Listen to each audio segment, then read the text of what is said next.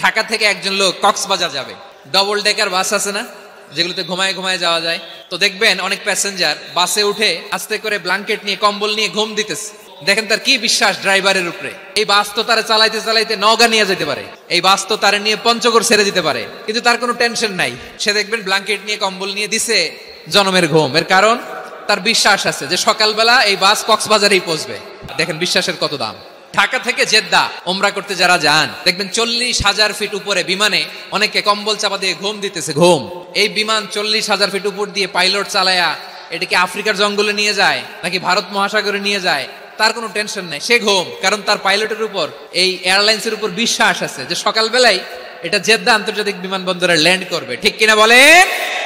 এজন্য জ্ঞানীরা বলে বিশ্বাসে মিলায় বস্তু তর্কে বহুদূর। একজন বিশ্বাসী জমিনের মধ্যে বেঁচে থাকলে জমিনের উপর আল্লাহ প্রলয়ঙ্কারী কিয়ামত দিবে না।